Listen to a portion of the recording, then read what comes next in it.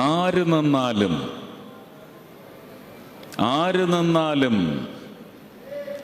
ജയിച്ചു വരണം, ജയിപ്പിച്ചു വിടണമെന്ന് പറഞ്ഞു. ആര് നിന്നാലും അല്ല, നിന്നാൽ ജയിക്കുന്നവർ നിൽക്കാൻ വരണം.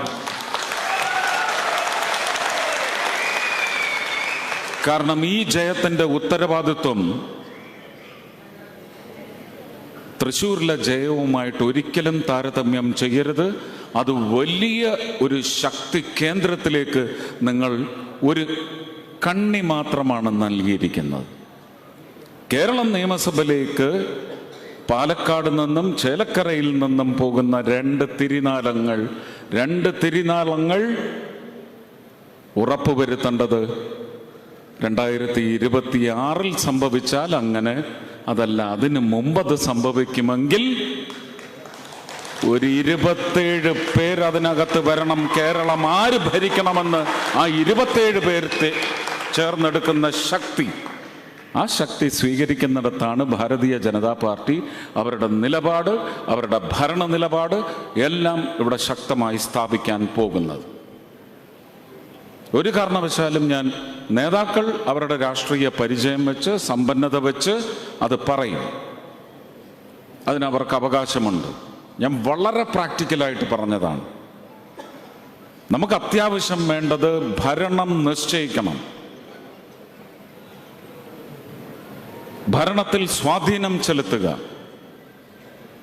പ്രീണനം നശിപ്പിക്കപ്പെടേണ്ട ഒരു പ്രവർത്തനമാണ്, ചിന്താഗതിയാണ്. അതും നിശ്ചയിക്കാൻ ഈ 27 പേർക്ക് സാധിക്കണം. 21 തിരക്കേടൊന്നുമില്ല കേട്ടോ. ഞാൻ ഈ കണക്കൊക്കെ വളരെ വ്യക്തമായിട്ട് പറയുന്നതാണ്.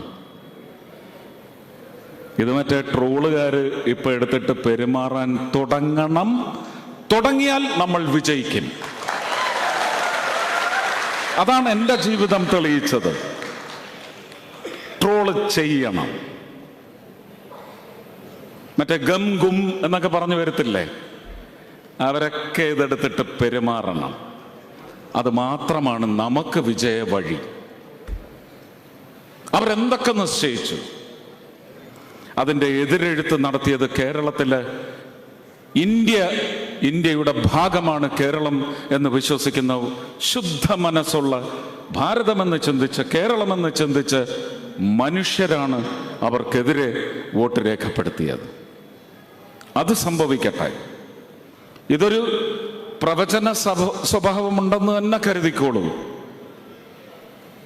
2026 അതിനു മുമ്പായാലും അവശേഷിക്കുന്ന 41 4ാമത്തെ അംഗത്തെ രാജ്യസഭയിലേക്ക് അയക്കണമെങ്കിൽ അവശേഷിക്കുന്ന 41 21 വലുത്. അവിടെയും തൃശ്ശൂരിലെ പോലെ തന്നെ 1 വലിയ ബലമുണ്ടാവും. ആ 1 തുടക്കം കുറിക്കേണ്ടത് ഈ ഉപതെരഞ്ഞെടുപ്പിലാണ്.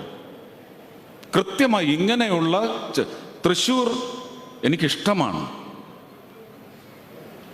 തൃശ്ശൂർ എനിക്ക് വേണം, ഈ തൃശ്ശൂർ നിങ്ങൾ എനിക്ക് തരണം എന്നിട്ടേ ഞാൻ പറഞ്ഞുള്ളൂ ഈ തൃശ്ശൂർ ഞാൻ ഇങ്ങെടുക്കുക. പക്ഷെ പാലക്കാട് നിന്ന് എനിക്കത് മാറ്റി പറയേണ്ടി വരും. നിങ്ങൾ എനിക്ക് പാലക്കാട് തന്നോളൂ, ഈ കേരളം ഞങ്ങൾ ഇങ്ങെടുക്കും.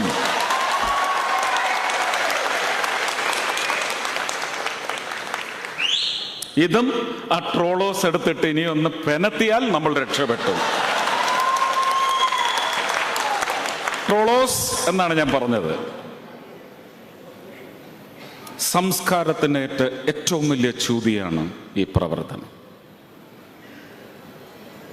ഒരു രാജ്യം, ഒരു സംസ്ഥാനം, ഒരു പഞ്ചായത്ത്, ആ പഞ്ചായത്തിലെ അവസാനത്തെ ഗൃഹം, അതിലെ അവസാനത്തെ സന്താനം രാജ്യത്തിൻ്റെ വിലമതിക്കാനാവാത്ത പൊരുളാണ്. ആ പൊരുളിന് ഈശ്വരനാൽ ഒരുക്കപ്പെട്ടിട്ടുള്ള സാധ്യതകൾക്ക് മങ്ങലേൽപ്പിക്കുന്ന, ആ സാധ്യതയിൽ എത്താതിരിക്കാനുള്ള, ഇംഗ്ലീഷിൽ അതിന് ഡിഫ്ലക്റ്റ് ചെയ്യുക എന്നാണ് പറയുന്നത്. ആ ഡിഫ്ലക്ഷൻ മാത്രമാണ് ഇത്തരം ഒരച്ചു നോക്കലിലോ തുരന്നു നോക്കലിലോ സംഭവിക്കുന്നതെന്ന് നിങ്ങൾ മനസ്സിലാക്കിക്കോളും.